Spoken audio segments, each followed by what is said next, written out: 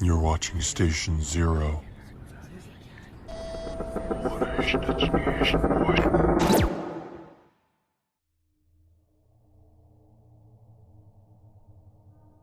I work overnights at a 24-hour diner.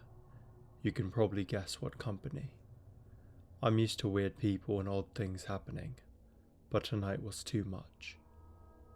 The restaurant backs up to a field that has a tree line, and my cook and I went out back to smoke.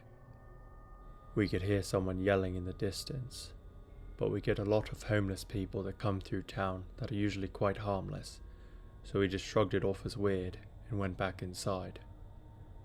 Later, I came out again to smoke and throw away some trash in the dumpster that is next to the field. It was stupid to go over to it, but I hadn't heard him again. As I was walking away from the dumpster, I heard, "Hey, come here, hey, come here." It was much closer than when we had heard him yelling the first time. I went back inside and got my co-worker who owns a car with a spotlight on it. We shined it out into the field, which again, not smart, and we admit that. But we couldn't see where he was. But he kept saying, "Hey girl, come here." I called the cops by this point, because it was just too fucking weird. As soon as I got off the phone with them, he comes walking out of the field. He was an older man wearing a tan trench coat, and my co-worker and a customer ran back inside because this dude was hauling ass across the parking lot. He started to come towards the door, and I called the cops again. My cook cut him off and told him that he needed to go. The man was acting erratically, yelling at my cook, and he said, "I'll end your fucking life next time I see you, fucker." He kept moving his jacket by his waist like he was flashing a weapon, but I couldn't see anything from inside. The cops got him a little ways down the road, and an officer came by and basically said that the guy is homeless and not mentally stable. We told them everything that happened, and my cook pressed charges on him. The officer told us there wasn't anything they could do. Since he wouldn't give him his name, they had to let him go. They basically ended it with, "Oh, by the way, he's known to carry a knife in his waistband. Call us if you need us. Bye." He came back again, hauling ass across the neighbouring parking lot and back into the field. We could hear him screaming, yelling, "Hey, come here," again and again. We got busy when the bars closed, and we haven't heard him yelling since. But I know he's still back there, because I had caught him sleeping behind the dumpster before. My manager comes in the morning, and I'm going to try and get her to let me take a picture of him off the security tapes, so I can warn the other third shift workers. The field that he's camping out in also backs up to a middle school, but the cops said again there was nothing they could do. Hopefully he moves on and leaves us alone, or the cops can get him on something and no one gets hurt. So creepy man, hiding in the woods behind our restaurant, let's never meet again.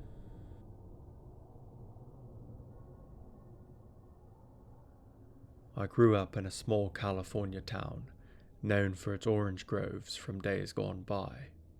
All those groves have been replaced by housing developments and shopping centres now, but there were still quite a few of them around when I was growing up in the 90s.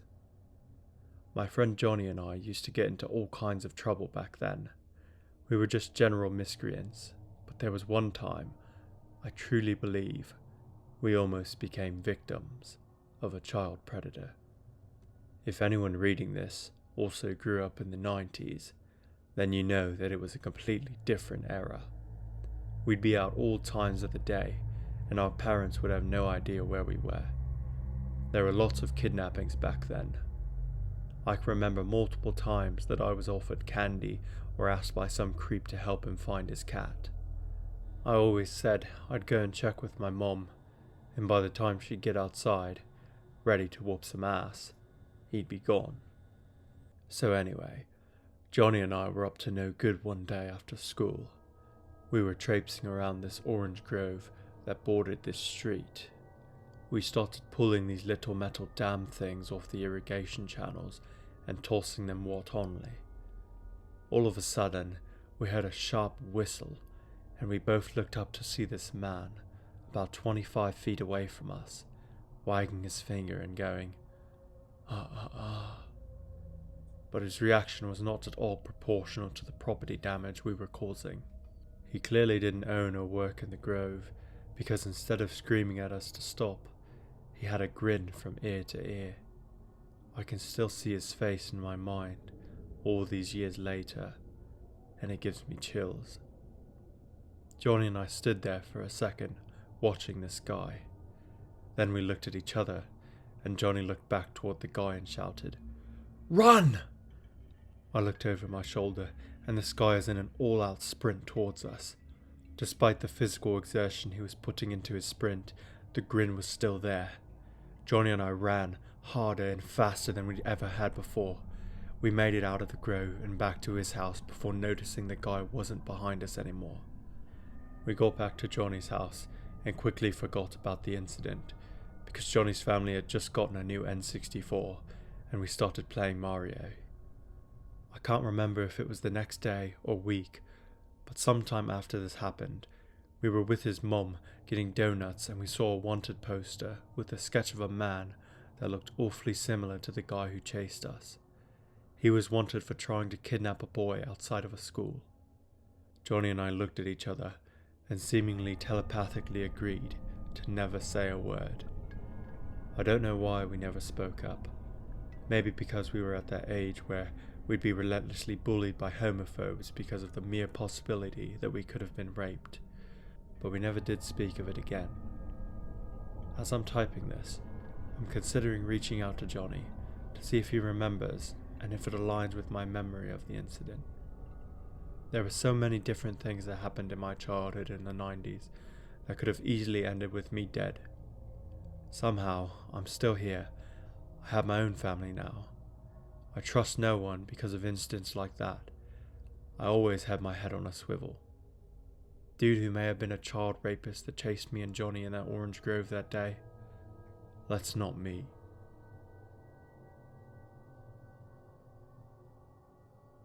It was early 2020, and I had just gotten a new job in a small town near my area.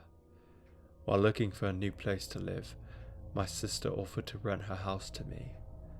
She had bought the house 2 years prior, but she and her husband didn't really take to it, and their commute to work was long, so they moved out and the house was uninhabited. Luckily for me, it was actually pretty close to my workplace, and my sister pretty much rented it to me for free. I just paid for the water and electricity and looked after the house. So I was living there for a solid 2 or 3 months and had already gotten used to it. One night, after coming home from work and parking my car, as I walked towards my door, I noticed something odd. There was a cigarette butt on the curb to my house. I leaned down and picked it up, thinking that it might have been mine since I'm a smoker. But after looking at the brand name, I realized that it wasn't mine, and I threw it away. I didn't think much of it and just shrugged it off as some asshole throwing it at my curb. I went on with my night and nothing unusual happened. 2 days later, I was once again walking to my house when I spotted a few more cigarette butts, this time near my porch. Needless to say, I was pissed off and thought that someone sat on my porch and smoked. But since I didn't know who it was, there was nothing I could do about it. I noticed that they were put out pretty recently, so whoever it was probably walked off as I was approaching.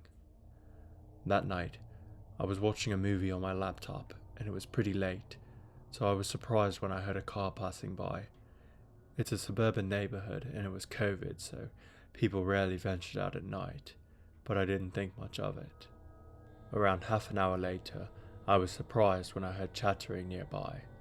I listened intently, but I couldn't hear what they were talking about as their voices seemed almost muffled and quiet. By this point, I was getting a bit unnerved, so I stopped the movie and quietly got off my sofa and walked to the front door to make sure that it was locked. As I was approaching the door, I froze mid-step as I heard the two approaching my porch and reducing their talking to a whisper. I realized right away that whoever this was wanted to break in.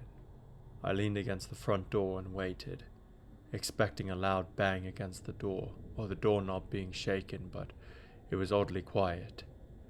I decided to walk over to my window to see if they had walked away or changed their mind.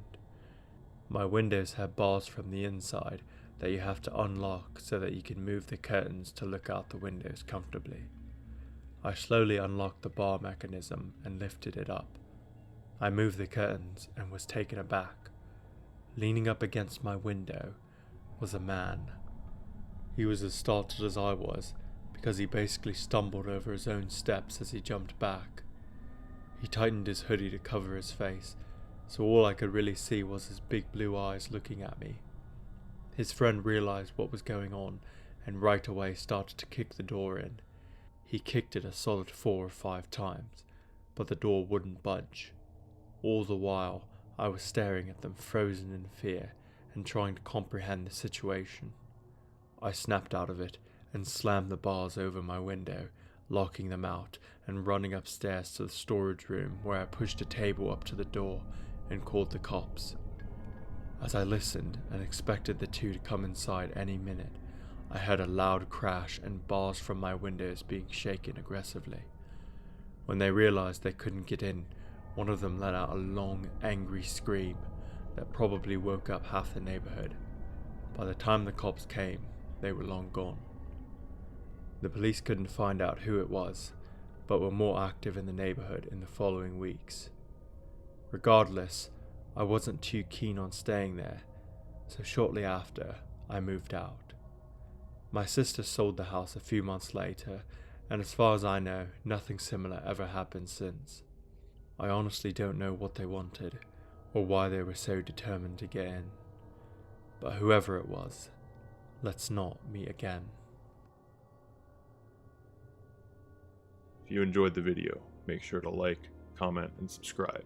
And turn on the bell to be up to date on our latest uploads. And remember, don't change the channel.